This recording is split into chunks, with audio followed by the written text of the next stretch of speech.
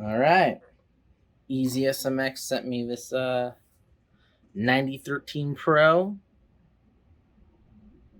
So let's dig in, shall we?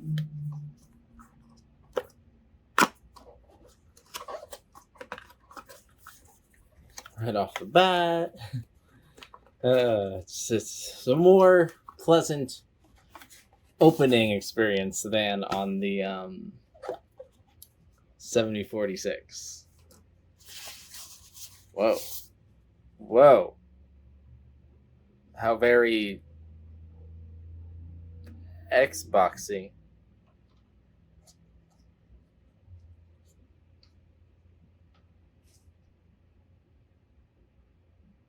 Yeah, I hate this color. I've never liked white. Yeah, I don't like white. I really really don't like white. Feels okay.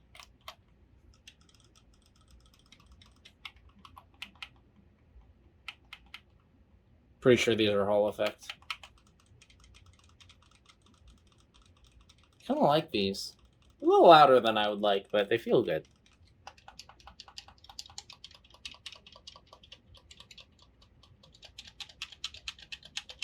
It's not terrible.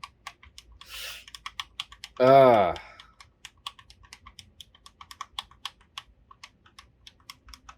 I like that it's like a disc, but it's also the D-pad portion is raised, so it's more like a regular D-pad, but that is not great. It feels super cheap, the D-pad. Buttons don't feel near as cheap. These are okay, and Hall effect triggers are obviously fantastic.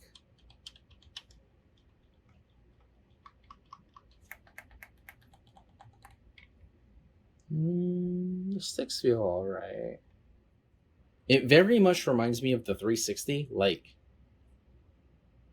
yeah, like it's crazy similar aesthetically to the 360 controller. All right, you ready for some major jank? This is not mine, for the record. I would never have allowed this to happen. It was given to me. They were like, the system is broken. Do you want it? And I was like, yeah, sure.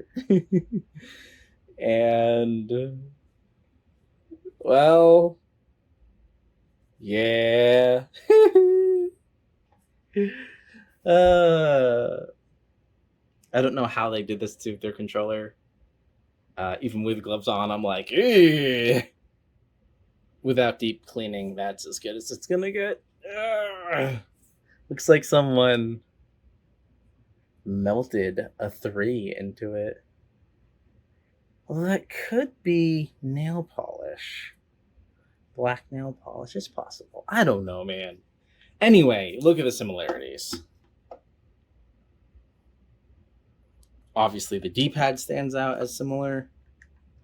Yeah, like that's a pleasant D-pad. Oof da.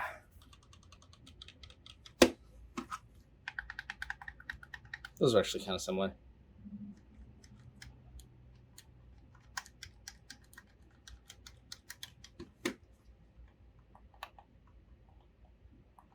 Close.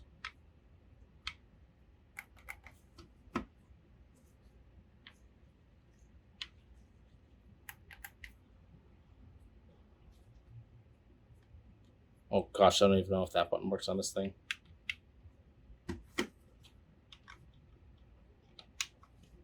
But yeah, obviously that's what they were going for. Like, pretty clearly. It's light. It is super duper light.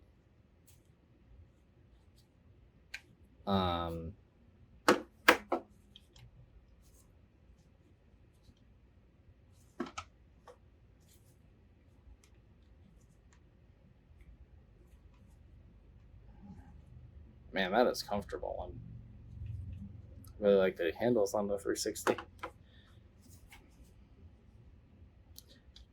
It's okay. Guess I'll play with it a bit and get back to you after that. Button inputs.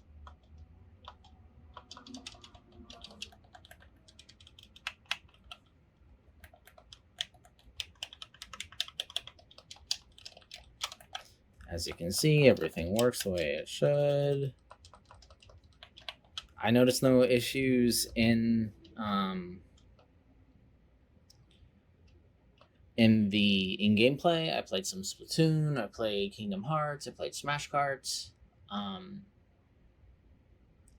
It's fine. It's fine.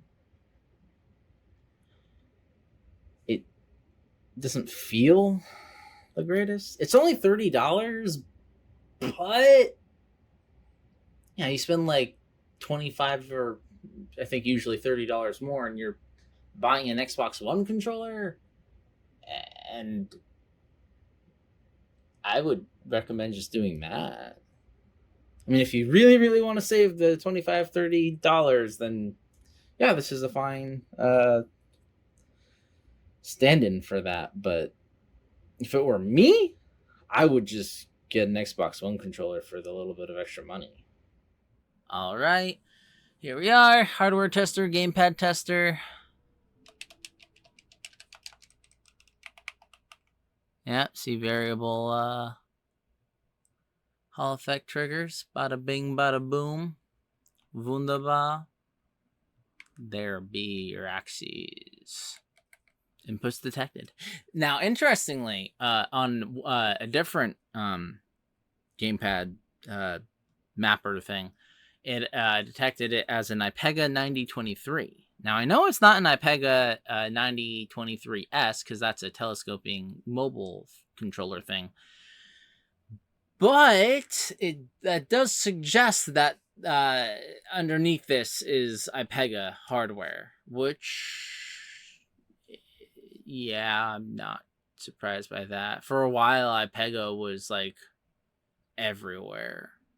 Like, you'd buy a controller, and in reality, it was an Ipega controller, just rebranded. There we go. Now it's showing. Yeah, now it's on the. I don't know why it wasn't showing it before.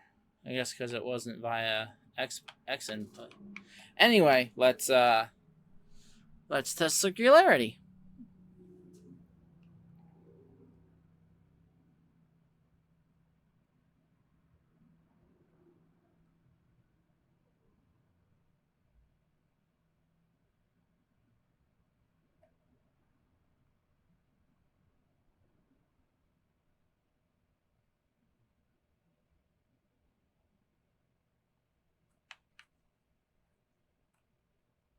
That corresponds with what I experienced. I mean, the joysticks do seem great, but personally, I would go for like if I wanted this layout, I'd just grab an Xbox One controller.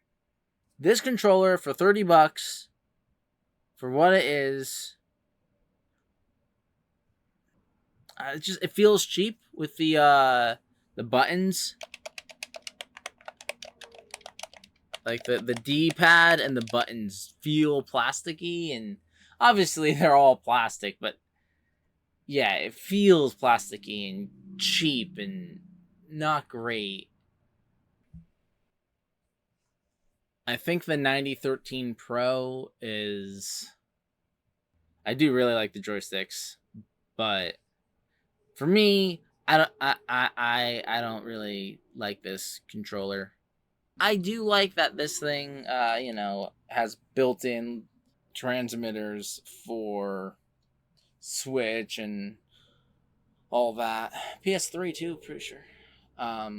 So that's cool. If you want a multi-platform without having to grab a dongle, then yeah, grab this. Me, I just grab the controller that I want and use dongles to use them on whichever console I want to use them on.